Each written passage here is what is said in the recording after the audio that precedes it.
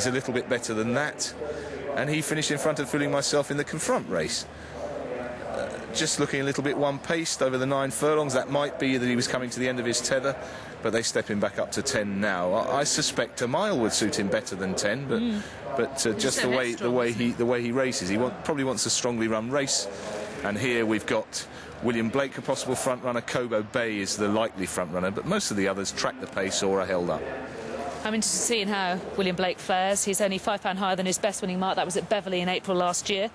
And he hasn't won since, in and out of form afterwards, but he has been gelded for 2009. That might bring about some improvement. Right, not many more to go forward. One of them is Seeking the Buck, the other is Fooling Myself. Let's join Richard.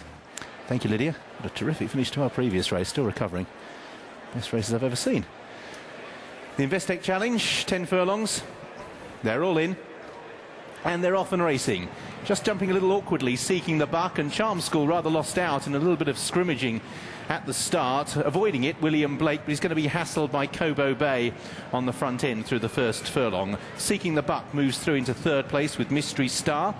Lake Poets dropped into midfield and got quite a nice position, only a couple off the fence at this stage on the outer of Fooling Myself. Charm School at the rear of the field in company with Ramona Chase, who as usual is pretty keen. Manshaw the Grey is towards the tail, and 4 from the back is Dream Desert. So Cobo Bay, having got to the front, has tried to steady it down. Seeking the Buck in the green sleeves on the outside of William Blake. In 4th place is Mystery Star. In 5th is Fooling Myself on the fence, the yellow with the stripes on the sleeves, as the pace has noticeably steadied.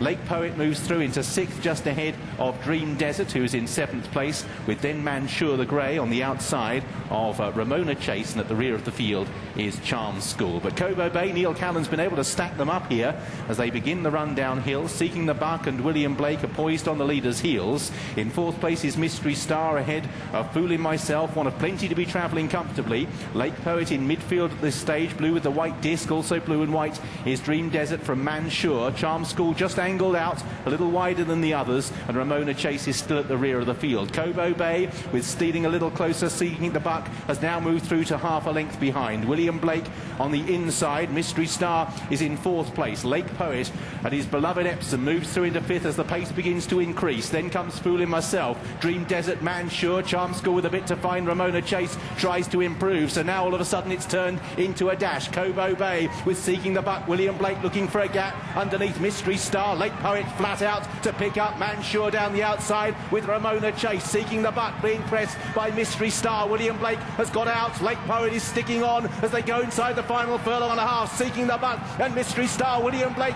trying to bridge the gap. Lake Poet sticking to the task, still in front. Seeking the Buck by about a neck from Mystery Star. Lake Poet getting into 3rd, but Seeking the Buck will prevail. Seeking the Buck won.